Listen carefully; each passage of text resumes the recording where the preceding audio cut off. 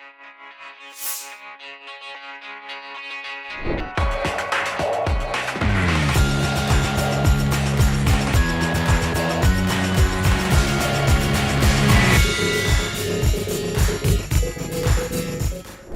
selamat bergabung di Realita TV di acara Sarinya Berita Sarita.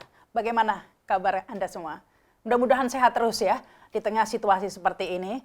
Tentunya ya kami tetap berusaha untuk tayang gitu ya, tapping meskipun ya ada himbauan untuk lockdown begitu, tapi kan informasi, kritikan atau masukan terutama di situasi yang seperti saat ini memang juga perlu, juga vital ini ya. Kan meskipun ada juga yang mengatakan, aduh jangan bikin panik dong gitu ya. Tetapi buat apalah ya membuat tidak panik, tapi dengan memberikan informasi yang menyesatkan. Ya contohnya yang salah satunya ya di antara kesimpang siuran informasi lainnya seperti mantan pegawai Telkom yang meninggal sebelumnya dikatakan negatif corona, namun kemudian cukup lama rentang waktunya baru dikatakan meninggal karena positif corona. Tentunya ini berimbas pada keluarganya dan orang-orang yang kontak. Nah, informasi-informasi yang simpang siur seperti inilah yang membuat kami memutuskan akhirnya tetap tayang ya hari ini, terpaksa meninggalkan rumah meskipun kemarin-kemarin lockdown juga ya, karena ya inilah perlu untuk menggugah kebersamaan kita, apalagi yang berkembang di medsos ini sudah luar biasa. Bahkan ada yang mengatakan banyaklah meme-nya atau meme-nya ya, jangan politisasi corona. Ada yang mengkritik mengatakan wah jangan-jangan ini bertujuan untuk menggoyang kedudukan Jokowi. Nah, benarkah seperti itu nih? Kita sudah hadir ya di studio, ada narasumber Kak Syahganda Nainggolan. Halo, apa kabar? Sehat ya? Baik, alhamdulillah. Saya berdoa juga seluruh bangsa Indonesia, rakyatnya itu sehat-sehat dalam suasana pandemik virus corona ini. Kita nih jaraknya 1 meter nggak ya? Ya, saya berusaha 1 meter dengan Bu Rahma karena itu social distancing itu memang diharuskan sekarang. Ya, ini kadang-kadang masih sebagian orang yang menganggap santai begitu. Bahkan masih saja ini kadang-kadang di situasi yang sebenarnya ini urusannya nyawa ya, tapi masih saja yang cebong dan kadrun inilah masih rame di medsos dan bahkan mengatakan ini sebenarnya politisasi. Ya inilah persaingan Anies dan Jokowi kemudian dibentur-benturkan, dibanding-bandingkan dan mengatakan ini jangan-jangan sebenarnya ada jebakan himbauan lockdown itu tujuannya untuk menjatuhkan Jokowi atau menggoyang kedudukan Jokowi. Jangan-jangan Kak Syahganda begitu? Ya pertama gini ya, kita ini kan lihat perdebatan di Inggris misalkan. Di Inggris itu perdebatan di Inggris itu saat ini adalah pemerintah Inggris mengatakan bahwa mereka ini akan menyelesaikan semua persoalan dengan cara saintis. Nah dikritik oleh para saintis di sana. Ada kelompok namanya Britta Zewell itu boleh di follow ya Twitternya. Dialah yang paling vokal sekarang dari Imperial College, Imperial University di London, yang melihat bahwa pemerintah Inggris ini lambat. Ya. Tapi dia ini yang dirujuk banyak orang di dunia, si Britta Zewell ini, bapaknya Nick Zewell, yang dua-duanya ahli epidemiologi, statistik epidemiologi. Mereka berhasil membuat teori namanya the exponential of now. The exponential of now ini dia exponential power of now. Jadi dia bilang kalau kita terlambat hari ini bertindak, maka 2 minggu kemudian ya, jumlah positif coronavirus itu akan bersifat 4 kali lipat. Jadi kalau misalkan sekarang kita terlambat hari ini tidak melakukan acting yang benar, kalau hari ini 600, maka itu akan bengkak menjadi 2.400. Sekarang sudah 117 ya? Nah ini kalau dia teorinya dulu, teorinya. Kemudian yang kedua yang dirujuk orang itu namanya Thomas Puyo. Thomas Puyo ini ahli matematik di Silicon Valley, Amerika. Dia mengatakan keterlambatan kita ini bersifat eksponensial itu nanti akan jumlah korban dipangkatkan 8. Ya, pangkat 8, bukan kali 8, pangkat 8. Jadi faktorial sifatnya. Nah, hal-hal ini sudah dikaji begitu dalam bahayanya penyebaran virus ini. Ya, di Indonesia pemerintah itu tidak melakukan itu. Ya, ini bahayanya. Memang saya dengar kemarin ada Badan Intelijen Indonesia, anggotanya melakukan kajian, tapi kampus-kampus tidak melakukan itu. Ini bahayanya karena bahaya pertama karena kita tidak berhasil melakukan pandangan proyeksi. Ya, Jadi kalau misalkan ditanya, kalau saya jadi Jokowi, bagaimana? Kalau saya jadi presiden? Yang saya lakukan adalah mengambil 3 ahli dari universitas, saya ambil ahli modeling dari matematik ITB, kemudian ambil ahli statistik dari IPB, dan ahli epidemiologi dari UI. Kira-kira begitu bayangan saya. Langsung saya suruh buat model, kapan spreading ini meledak. Nah, supaya apa? Supaya meskipun terlambat, saya tahu yang mana yang langsung di lockdown kota-kota ini. Nah, sampai sekarang kalau kita bicara lockdown, ini masih inisiatif dari kepala-kepala daerah. Kalau kepala daerahnya kayak Anies Baswedan yang pinter, mungkin dari UGM yang pinter cuma dia ya, dan beberapa kelompok Solo pendukung dia. juga melakukannya. Iya, maksud saya, artinya itu kita masih percaya. Tapi kalau lockdown yang dilakukan oleh kepala-kepala daerah yang dia tidak punya tim yang cukup, ini berbahaya.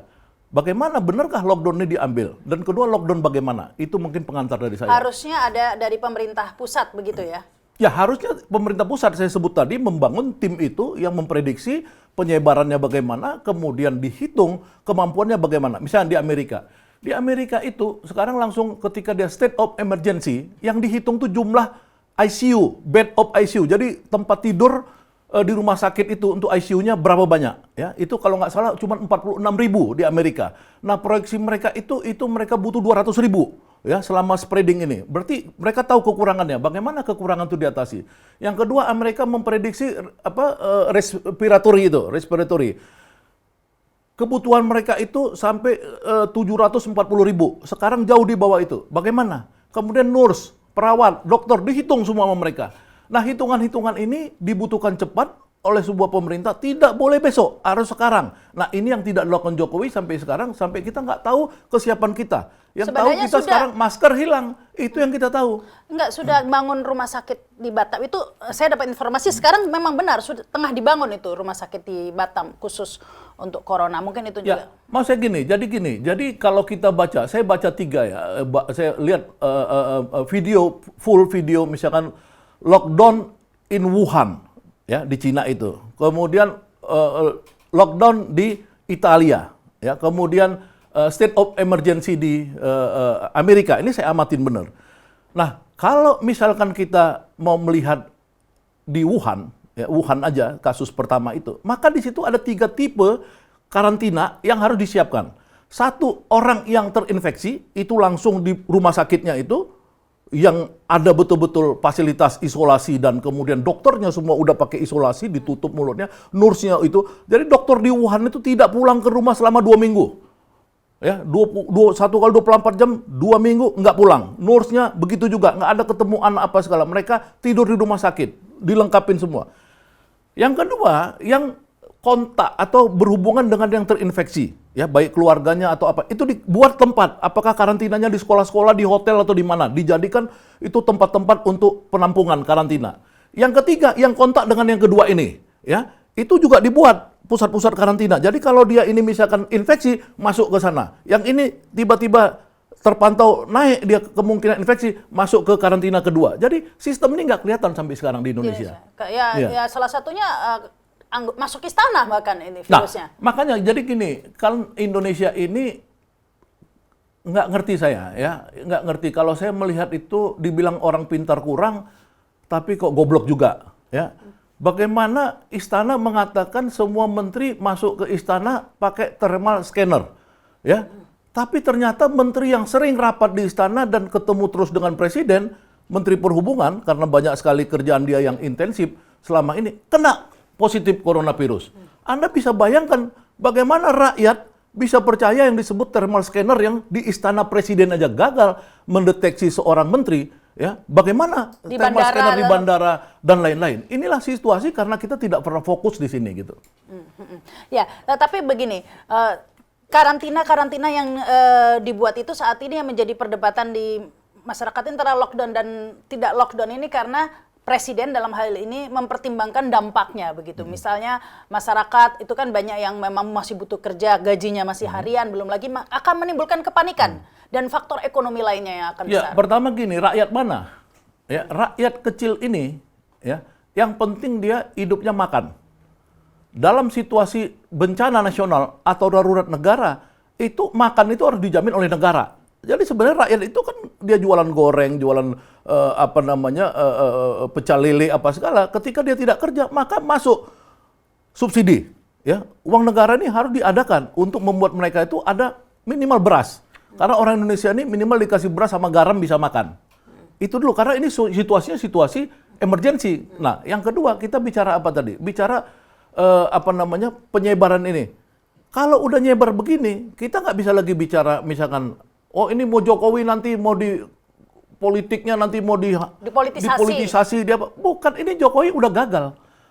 Ya, yang menyatakan Jokowi gagal tuh pertama Harvard University udah curiga, kedua WHO kirim surat, yang ketiga itu kalau koran yang saya baca itu CNN Indonesia News udah minta Jokowi minta maaf tulisannya di situ. Yang keempat saya baca Jakarta Post, ya Jakarta Post itu bilang Jokowi amatiran, itu dirujuk oleh seluruh media internasional kalau Jakarta Post. Bukan, maksudnya ini sengaja ingin mendramatisir untuk menjatuhkan Jokowi. Begitu. Ya, makanya ini orang-orang sinting aja menurut saya. Ya, karena nggak boleh kita kesintingan ini dipelihara. Ini bukan soal Jokowi jatuh nggak jatuh. Ini soal bagaimana bangsa Indonesia ini terselamatkan. Kamu bisa berpikir nggak kita sekarang? Orang yang di Cianjur dinyatakan negatif, 12 hari kemudian ya ternyata dia positif. Akhirnya setelah meninggal. Anaknya kena, istrinya kena, dia mau di tracing lagi balik. Di mana mau tracingnya? Bagaimana caranya? Dia sudah pernah ke rumah sakit di Bekasi, di luar Cianjur, di Jakarta, di mana-mana. Ini kan berarti udah nyebar kemana-mana ini orang.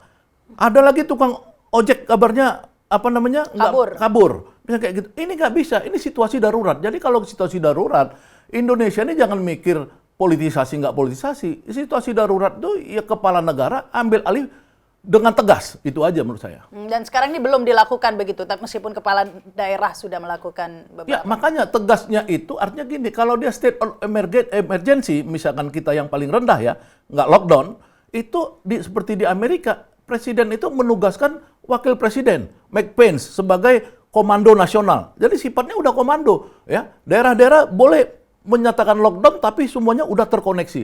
Di Indonesia, pidato Jokowi kemarin tanggal 15 di Istana Bogor, apa yang disebut Jokowi? Silahkan kepala daerah berkoordinasi dengan BNPB, ya Pak Doni Munardo, untuk apa? Untuk nanti menyatakan lockdown atau tidak lockdown, bla bla bla. Itu nggak bisa. Nggak bisa begitu suasana. Komando. Bila perlu kalau saya ini jadi presiden, tentara saya sebar ke seluruh titik-titik di mana penyebaran yang sudah dirilis, ya itu saya lihat ada 9 daerah, saya baca tadi sebuah media udah 9 daerah yang kabupaten kota ya yang sudah menyebar. Nah kalau misalkan itu saya belum lihat Cianjur misalkan belum dimasukkan di situ, Banten belum dimasukkan di situ, padahal kepala daerahnya udah ngomong. Kalau saya jadi kepala negara, saya perintahkan tentara untuk melockdown semua daerah-daerah itu. Nanti panik, takut menimbulkan kepanikan katanya. Panik itu justru kalau kita lihat dari misalkan Februari, tanggal 13 Februari dirilis oleh YouGov, yang saya pernah katakan itu, dari 27.000 sampel yang diteliti, itu justru Indonesia udah panik pada saat itu. Paling panik di ASEAN. Jadi paniknya ini jangan ditambah lagi, karena paniknya udah selesai di Februari, sekarang makin panik lagi. Mungkin kalau masyarakat melihat penanganan yang lebih serius, begitu, mungkin justru itulah yang akan mengurangi kepanikan, begitu ya. Kita akan bahasnya lagi saat lagi.